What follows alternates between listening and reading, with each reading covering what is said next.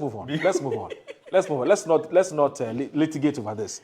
But Haruna, do you run a foreign exchange account or a foreign currency account? Do you have some pounds or dollars? It's my personal matter that I don't want to discuss. You don't want to discuss, okay. You don't have any $1 some way? Oh, for $1, you can have it. These people are shady. You can always have it. But anytime I am traveling, they are not supposed to be. Anytime I am traveling. Last year when I was in Mecca, I usually use my Visa card. Okay. And you can check from my bankers. Okay. You can check from Absa Bank. Right. I usually use an Access Bank. Okay. I usually use my Visa card. Okay. When I went to Mecca, I never went there with dollars. All right. I went there with my Visa card. No, I am asking you. Hamza, You said when I have you have a right. I said up a dollar. Yes. No, it's my personal decision to disclose. Hamza, you have a foreign account? Even in court. You run a foreign currency account? Of course. Okay, that's fine. So let's watch this video quickly. Let's watch this video. Oh, okay. I'm told the video is not ready yet. Of course. In the spirit of transparency let me just and honesty, I ran. Okay. Largely because my family is not here. Yes. So I have a foreign account. For me, my family is in Ghana. I have 2 wives. That's fine. And they are you have 2 wives? Yes. So congratulations. I envy you. What's the congratulations about? I don't have the boss here. Yeah? Okay. All right. He's a man. All right. So let me read. Let's read this from the Bank of Ghana. There was a video I wanted us to play. Unfortunately, we were unable to play it because we have a bit of a challenge with the video. But it says Bank of Ghana notice of foreign exchange withdrawals, notice number BGGOV SEC 2025-14, and I'm sure Annie will put it up on your screens shortly. It says pursuant to Bank of Ghana's mandate under the under the Foreign Exchange Act 2006, Act 723, and associated notice, the Bank of Ghana wishes to inform the public as follows: that 1, over-the-counter, which is OTC, cash withdrawals in foreign currency from foreign exchange accounts and foreign currency accounts are allowed. For non-FEA and non-FCA account holders, forex purchases for travel outside Ghana are allowed, but capped at $10,000 US or its equivalent per person per trip. This must be supported by a valid passport, visa, and confirmed travel tickets as indicated in Bank of Ghana notice number BGGOV SEC 2014-09. Now, 3, checks and checkbooks may continue to be issued on FEA and then FCA. Now, that's foreign exchange accounts and their foreign currency accounts. Now, the bank has not contemplated reviewing these existing measures. All banks and the public are advised to take note and comply accordingly. And it's signed by Senator Thompson, who is the Secretary of the Central Bank, issued on the 15th of May, 2025.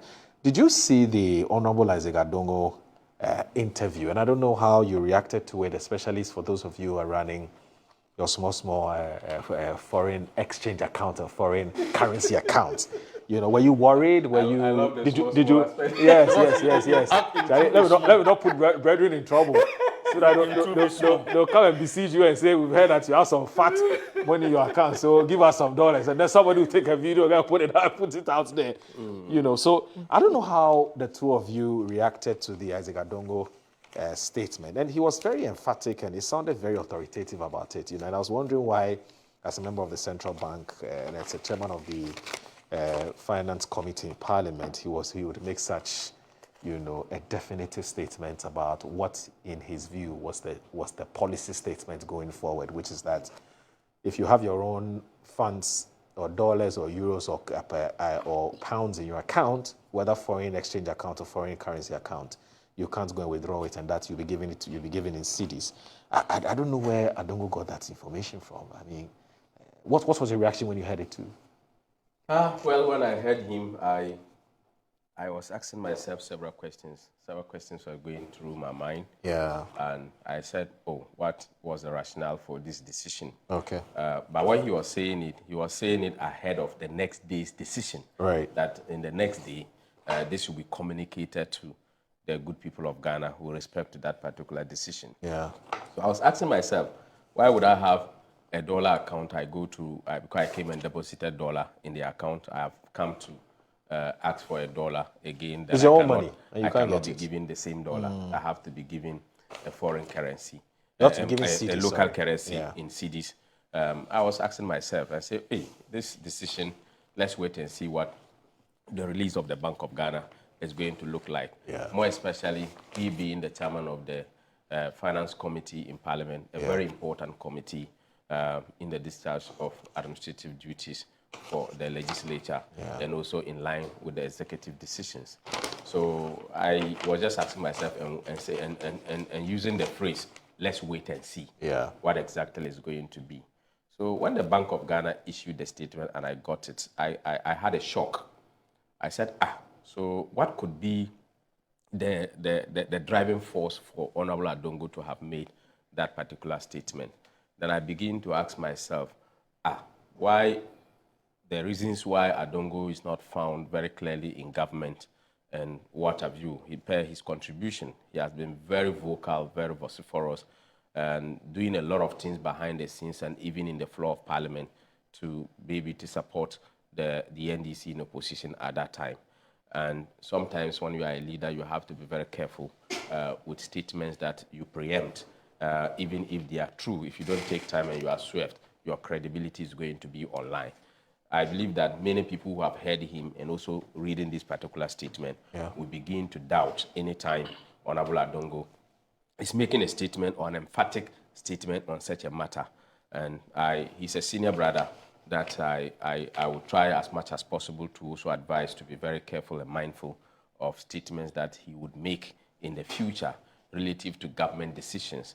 That is why in many situations when I'm called to speak on party matters and matters that have not been issued under the hand of my boss as General Secretary or any other officer of the party who is cloned with the power to issue a statement I am called to discuss, I always refrain myself from it because as I said now, I don't have a personal opinion. So I restrict myself into writing my own opinions even on my Facebook wall because my opinion will finally become a decision of the party or a position of the party. So as public officers, we need to be very careful. Speculation is very key in monetary management. And once he said that, I believe that many people might have gone to withdraw their dollars from their account, waiting or pending the decision that is going to be communicated to the general public. And I believe that such decisions can also affect the strength of our Ghanaian cedi because people will go and do otherwise because they think that this kind of speculation and authority that is going to come will also affect their spending power. And they may go and do that, which will also affect the running of the economy. And let me just do this quickly before you come in. We have the next 5 minutes, which I'll give to you. Now, Miss Lydia Ayele Ahiavi, today you're celebrating your birthday and your Miss Lydia Ayele Ahiavi from Takrade. Now, your daughter is wishing you a happy, happy birthday. She says, Mommy, may everything you touch be a blessing and continue to be our angel on earth. God bless you. Most especially, we pray for good health. We love you always and forever. Happy, happy birthday, my first love. Your daughter, Lady Julia. Lady Julia works here with the Ignite Media Group, and she's wishing her mother, Miss Lydia Ayele Ahiavi from Takradi, a happy, happy, happy birthday. She says she loves you so very much. Yes, Hamza, please go ahead. I think the most important thing is that the Bank of Ghana has responded timely to the interview that was granted by the Honorable Isaac Adongo. I have always argued that no one is perfect.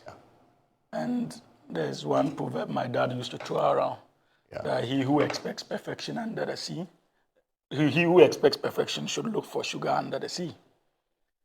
So probably that is one mishap on the part of the Honorable Isaac Adongo. I do not think that it was intended to have any consequences on government policy. Sorry, I'm having cold that I've been managing. Yeah, that's fine. That's fine. It was not intended to have consequences on the government's policy, but unfortunately, the statement was made, and thankfully, the Bank of Ghana has responded timely. I think that we should leave it there and all take a cue from it. It does not mean that his credibility has been battered. Sometimes when you have the cameras before you, there are certain things that you would say, and after that, Maybe you sit down, you are monitoring, but did I say this? Yeah. It happens. It happens. My brother will agree with me. It happens. So I think that we should just let it slide. Okay. But there's one significant thing about this government. And I'm sure that is what informed the Bank of Ghana to even come out that timely. Even in the face of these gains, the government still remains moderate. Okay. Moral. Yeah. We still remain moderate. Right. Because we know that the mandate was not 125 days mandate. Okay. The responsibility is to manage the economy for 4 years. Okay. And for us, we have not lost sight of that. Right. That is why you have not seen us organizing KK parties at the Ministry of Finance. Okay. To celebrate the exchange rate appreciation in terms of the Ghanaian cedi. Okay. Like they did. You remember? Even for borrowing successfully, the likes of Ken Oforiatta decided to organize a Kinki and Wachi party at the Ministry of Finance. Okay. But observe the conduct of our finance minister in particular. Okay. And the moderation of government spokespersons when it comes to these gains. Because we know that the tax ahead is cumbersome. And so we will not be distracted by positive steps we have taken so far. The most important thing is not just the step. It's about the results, how enduring, how sustaining it will be. And that is the focus of government. It is okay if Ghanaians are excited that the cedi is appreciating and our economic fundamentals are becoming stronger. Government, our objective is bigger than that. So that is the reason why you don't see us celebrating now. Right. Because we are focused on the bigger picture. And we will not behave like the New Patriotic Party by celebrating modest gains, when in actual sense, the actual responsibility faces us on daily basis. So that is a marked departure.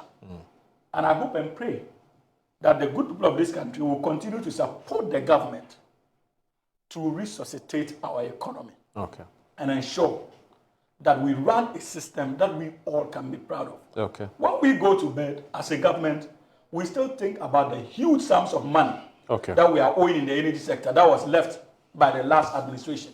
We are concerned about the state of Cocoa Board, the mess they created there, and we are worried about the rot at ECG, their handiwork.